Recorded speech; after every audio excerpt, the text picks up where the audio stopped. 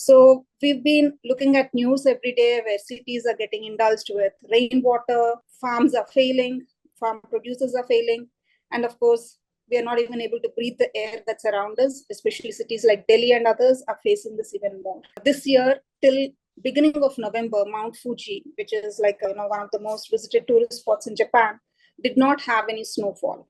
So it was almost like a regular mountain with no snowcap, and the snow started to fall only later in the month of November. Rice, as such, consumes a whole lot of water, which is the cereal that most South Indians and across the globe it's consumed as one of the biggest source of our carbohydrates. In our plate or in our thali, can we add more millets and bring down the rice quantity? It's possible.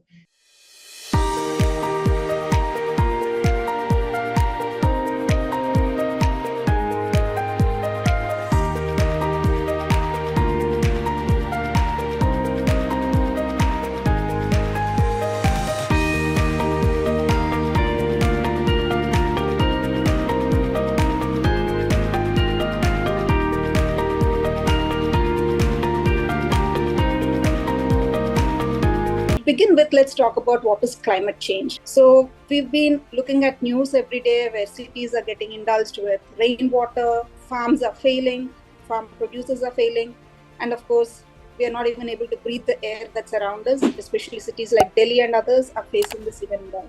So climate change basically boils down to literally the excess amount of carbon dioxide and greenhouse gases that are trapped in the atmosphere around the earth, which is resulting in excess heat, rainfall in unnatural or not the cyclical times that we're relatively used to.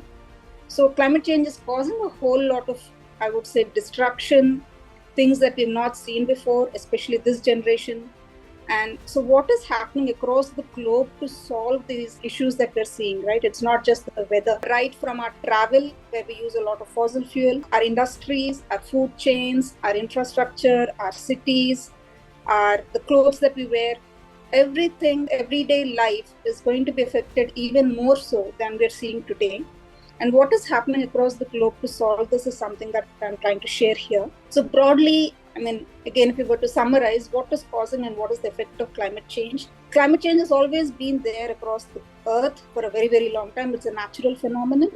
But starting with our industrialization process, we have sort of caused much more damage to this whole process, where our increase in energy usage, our agricultural practices, the way we are deforesting the land, our consumer behavior, where we sort of consume much more than what we give back to earth, our livestock management practices, the amount of resources we are extracting from earth, all of these are causing even worse. The effects are becoming much more unmanageable, so to say. And of course, because of this, there is a relatively increase in the temperature that we're facing every day. This year, till beginning of November, Mount Fuji, which is like one of the most visited tourist spots in Japan, did not have any snowfall. So it was almost like a regular mountain with no snowcap. And the snow started to fall only later in the month of November. These are things that are very visible to us. We're seeing in our own cities what is happening with this change.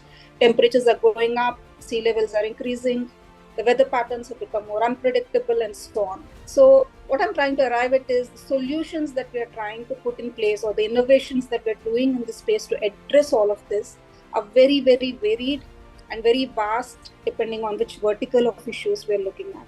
So again, if we were to just see what is it that is happening across the globe, right now the focus is only on how can energy be replaced with something that's renewable, how do we stop or reduce using fossil fuels, how do we make our mobility better, so you're seeing a better adoption of electric vehicles, and bring in this element of sustainability, and how do we reduce pollution. So these are the broad areas that we're looking at, but there's much more that is happening. So now I'm concentrating on the energy part of it. We have been looking at how EVs are being adopted across both globally and in India. We keep hearing about Tesla, we keep hearing about BYD brand in China. And even in India, the Ola and the other vehicles, which are electric vehicles, have been in use for a long time. So I'm not focusing on something that is very known to us. I'm looking at topics that are not relatively unknown. So there is something called as unified energy interface that India is working on today in the realm of technology. And what is UEI? Let's say, for example, you and me are using electric vehicle, and at some point, obviously, we need to sort of put the power back into it. So each vehicle may have a different way of plugging in, what is the volts that is required, what is the wattage, how much time do you need to charge it, and so on. So just like UPI, where all our payments are sort of integrated, UEI is something where our technical teams in the country are addressing, where, for example, you use ABC vehicle and I use XYZ vehicle, right? Both of us should be able to use the same energy spot. So just like our petrol bunks and fuel plants that you're seeing, what is the unified way of exchanging power when you're using for your vehicles and so on? So both the sources and the users will be mapped onto the same platform. And this is the beginning of a project which is going to take a very long time. They're also putting in some amount of, it's called DEC-KAN protocol, but a lot of tech jargon here. But broadly what it's saying is, if tomorrow you need a replacement for petrol bunks that they're so used to, what is the common ground of power exchange when you're using electric vehicles and so on? So this is something that's being built right now. In terms of the energy sources itself, there is something called as International Solar Alliance. And this is something that a group of countries and most countries across the globe are trying to join, where the countries are around the tropics. So there is much more sunlight. And instead of following up on the fossil fuel extraction, how do we sort of harness the solar energy is something that this international alliance is looking at. And India is a very active partner in this. What this alliance is doing, you may say, why is this an innovation at all? Our world has always run on energy politics.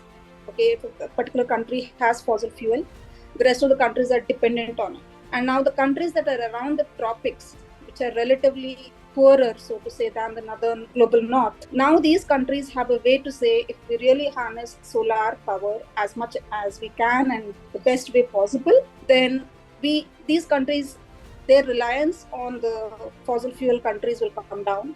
Their expense on importing oil from other countries will come down. And obviously the profits are so many more. But this alliance is sort of the driving force today to sort of make sure that solar is adopted. How is it financed?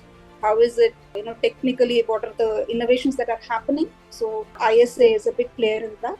And again, in solar, and again, globally, people are referring to solar as the energy that we can look at, because it's ample, there's availability everywhere across these countries.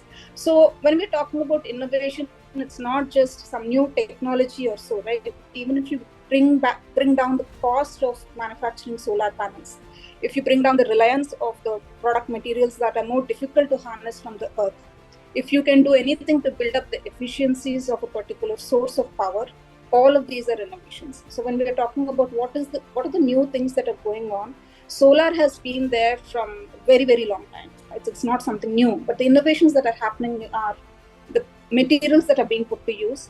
So one of the bigger problems in solar is, for example, you need a lot of area. How much land can you provide for solar panels, right? So it could be vertically farmed too. And so there are new materials. I'm not going into the chemicals and the rest of the detailed materials, but just here, it's possible that tomorrow your glass panels on your walls can harness solar power. Those are the innovations that are going there. At the same time, one of the biggest advantage or all the technology innovations and people putting in their minds to solve this is how the price of a solar panel and the entire element of harnessing power from solar has dropped drastically. So if you look at this graph, you can see that the cost from $100 for 1 megawatt in 1960s has dropped to less than $1. So something like this then sort of triggers a lot more innovation in other areas where you need a lot of power, but it's too expensive. So things like, for example, I'm going into the energy space, focusing on the green hydrogen. So green hydrogen is when you harness power, you use hydrogen across the globe. This is all the hydrogen where a lot of startups are coming up, because when you want to utilize power, we are reliant on fossil use solar. So in the green hydrogen space, there is a lot of innovation happening in production. What is the infrastructure needed to sort of move the hydrogen from one place to another, and the actual usage of green hydrogen. Now, because the solar power prices have dropped drastically across the years, it is becoming possible for people to focus on green hydrogen much more, which wasn't possible a few years earlier. So, there is a sort of a cyclical reaction where some energy source price drops, then there's a whole lot of innovation happening in other areas. So even in India, for example, now the government has begun something called as a National Green Hydrogen Mission, where they are encouraging all the people to start putting in their innovation and R&D money and also to start producing hydrogen. So there are a lot of, the country's focus is moving into renewables much more, not just in solar, but also into the space. So, and cut down our usage of fossil fuels. Not only is it, of course, help even from the amount of imports that we do today to bring in the oil to our huge population and our needs will come down drastically. So this is in the energy space. And the same way across the globe, other than the green hydrogen and solar, of course, a lot of work is going on in nuclear energy. Now, this was not a topic that was being spoken about even last year or the year before that. But now, for example, all the data centers, and again, I will go into the tech side of things. All of us are using ChatGPT. They're using much more of our digital footprint has increased drastically. In countries, in India itself, even if like 10% of population is using tech, our digital footprint and carbon footprint is much, much higher. And just to give you all how much of energy is going to be consumed for using something like this, if every time that we do a query on ChatGPT, on your bulb for 20 days or something like that, it's not cheap. So the energy consumption is drastically going to increase.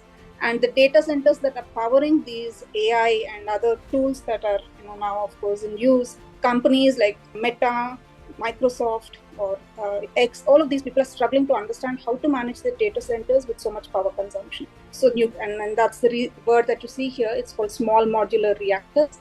They're called SMR. And a few years ago, everyone was wary of nuclear, and rightly so. But they keep things safe. It's time that emissions are much lower when you use, or almost close to zero when you use nuclear. So there is again a revisiting of this topic. And India also now is asking all the state governments, and not just state governments, but also the entire energy supply, to start revisiting this whole concept of how do we go back to using reactors. All of these are in the initial stages, but it's good to see that there is a revisit of an existing power source, which has been sort of locked up or not revisited for a very long time because our understanding of nuclear and what it can cause because of accidents that we've seen and the bombs that have been put to use. Now there is a revisit to see how is this, one of the sources of cleaner energy is something that is being revisited. So this is on the energy space. And now I'm going into the topic of completely a new topic. Even the way we consume our food, the way we consume our, how the food sort of moves from production to the rest of the world, the entire space is being revisited with the understanding of bringing down the carbon footprint. So one of the biggest sources of is meat industry. And in India, we are not too aware of, or we don't pay attention to it because our meat industry is much smaller, our poultry industry is. But the source of meat or protein in the rest of the world depends on this huge, the entire world has recognized to be one of the biggest polluters for methane and other greenhouse gas emissions. So there are a lot of startups, again, that are coming up to replace the food space itself. So how do you sort of, make sure that you offer something which tastes like meat, which feels like meat, but is not coming from the cattle industry? So again, there are a lot of startups, and then you have something like Green Burger, or where they're using food like jackfruit to, when you cook. And I think most of you all would have tasted the jackfruit. At least it's popular in Hyderabad weddings to serve to the vegetarians. But it feels like meat. It can taste like meat if you wanted it to. So I'm just giving an example, but there is a lot of innovation happening in how do we use more of the vegetarian grown food to sort of replace what people are used to, which is the meat, just because of the carbon footprint that this is like the food replacement market map. I'm just giving an example of the startups in this space. And it's not just the replacement. If you're interested in what's happening in India, for example, in the food systems, then I would want you all to go and look at Bharat Agri. There is a very good podcast on this from Think School, where they're trying to bring innovation into how farming is managed. And you may ask me, why is it that it's connected to climate change? Our food systems are intrinsically tied to how much rainfall comes. Is the soil good enough for growing a crop? The systems to sort of transport food from one place to another with lesser carbon footprint. So food industry is tightly coupled with how the climate works. If the rainfall hits us like it has hit Spain and other parts of the world that you've seen, Florida and so on, where 1 year's rainfall fell in 2 days, your city is going to be swamped, which is what we see. But farmers are going to face completely different set of issues where they cannot grow produce, which means our food systems will collapse. So companies like Bharat Agri and others who are trying to bring sort of science to the agriculture, which is much needed. So innovation and change need not be something, we always think innovation is, you do some science lab experiments and some new product comes out. The solutions could be something in the way you change the way you do things. You change the way you're measuring up your soil or identifying which crop to place. How do you make sure that the farmer makes more money while using less water, and so on. So even companies like Bharat Agri are important in this space to sort of bring that innovation. And there are other ways. For example, rice as such consumes a whole lot of water, which is the cereal that most South Indians and across the globe it's consumed as one of the biggest source of our carbohydrates. There are companies that are looking at not replacing, but is there, in our plate or in our thali, can we add more millets and bring down the rice quantity? It's possible. So companies like Millet Bank, they are also, trying to see how millets can be brought into the mainstream of our food consumption. And even not just as a cereal, but there would also be processed food like pasta and so on. And innovation, of course, we are all very aware of how hydroponics is being put to use to sort of see how we can grow food and crops with as less water as possible, or sometimes even with no soil.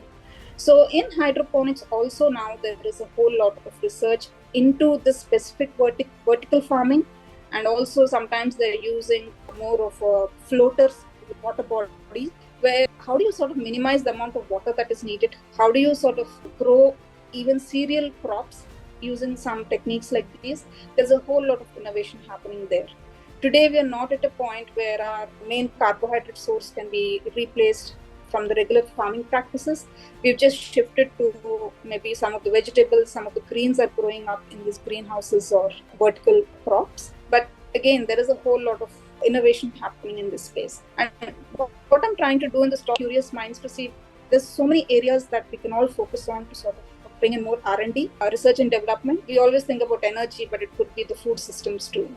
And sometimes even transporting these food from one place to another, or the carbon footprint that is burnt because of the food practices that we have, can be revisited. So as I was saying, beef has the biggest carbon footprint. Again, I'm taking a global view here, and this chart sort of tells us how much of footprint each of these types of food offers. And you'll be happy to know that WWF came back with a news article saying that Indian food habits are the best.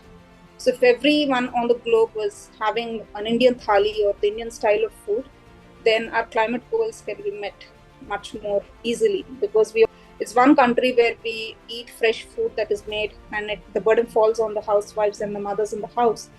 But we eat fresh food thrice a day or sometimes even more, which is very different from the rest of the world, where there is so much more of processed food that is being taken in. So Indian food systems are something that can be taught to, or there's a lot of learning that we can take from India to the rest of the world. And maybe our food practices if it can survive a country with vast population size, then it's possible that these learnings can be taken to the rest of the world too. So that's on the food practices. I'm just moving to the other part of food or the way we use it. We use a lot of packaged material to serve food today whether we use Swiggy, or whether you're going to a restaurant, or whether you're packing food, or sometimes it just may be biscuits that are packed into a plastic wrapper. The packaging industry is one of the biggest polluters. So there are a lot of innovations happening to see how is it that we can package food better. So for example, in India, there are a few startups that are using rice husk and wheat husk to sort of make sustainable packaging products that are more greener or sustainable to use. And this solves two problems. And I want to draw your attention to the concept of circular economy here. So in Delhi, we keep hearing that the AQI is the worst right now in the entire world right now, both Delhi and Lahore. And that's primarily because the farms are being burnt once the crop comes in, the farms are burnt, and that sort of hits the air, the pollution goes up, and then there is smog coming into the cities, which brings down the visibility, which gives breathing problems, and so on. So imagine if there is innovation happening where the same thing that you're burning, you don't burn, but you cut and then you use for your packaging materials.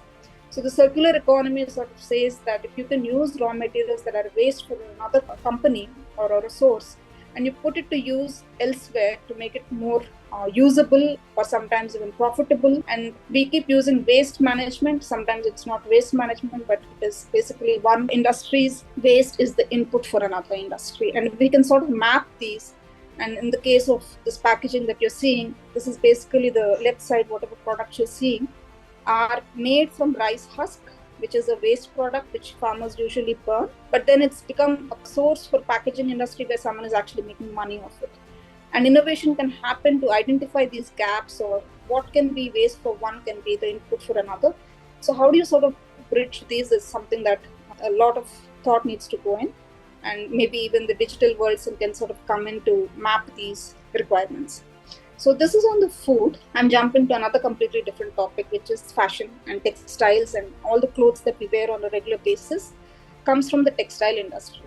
And again, this is a European statistic, but tells you, so every fabric that is made, be it cotton or a blended one, or you're using plastic and so on, textiles are one of the worst pollutants, both in terms of how much we take from the earth to sort of clothe ourselves, but also how we don't reuse our clothing, right? We keep buying more and more, which then goes into landfills. And our land usage, right now, it's all being dumped in Africa and some other countries. So we don't actually see it up firsthand, but textiles are one of the worst polluters too. So there is again a lot happening in terms of revisiting how we use textiles, how we produce textiles, how are they being used, each individual, how much of purchases are happening in textiles, how do you make it more sustainable? So again, this is a chart that talks about the fashion footprint, big numbers here, but again, recycling, reusing, and again, Indians are experts at this. What is a t-shirt for the older one in the house then becomes for the younger one, then it goes to pocha, then it becomes, a cleaning cloth and so on. So we are experts at this. But if you take a global stance, there is again something that a lot is happening. So for example, all the plastic that is being thrown into the seas today, which is again another polluter, big brands like Adidas and others are revisiting and saying, and they're actually marketing it, saying that we'll collect the plastic from the oceans and then make shoes out of it. And while this is an example, even the textiles itself can reuse plastic, which may not be the best thing to wear. But again, from an innovation point of view, there are a lot of people revisiting about how wasted plastic, recycling cotton, etc., could bring in back another set of clothes that could be used.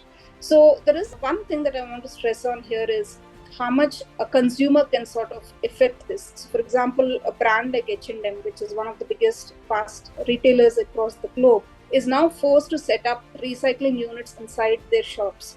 So they are now promoting, saying, let's close the loop, where you bring in your used clothes and dump them into H&M shops, and they then sort of recycle it again to make sure that fresh clothes are made out of it, or at least they're discarded more sustainably. And while this is a marketing gimmick, these are the beginnings of what could become the norm for the industry as we go forward. And the pressure is for the consumers to say that we don't want to be purchasing something where for one cotton cloth, your sort of, the amount of water that's put to use is so high, and then you dye it with chemicals which are not sustainable, then it all goes back into the ground. So when there is a pushback, even the retailers and the marketeers are now revisiting to see, yes, I will sell you clothes, but I will also help you sort of recycle the clothes. And that's sort of it's going to be the mantra for even the retailers, so to say.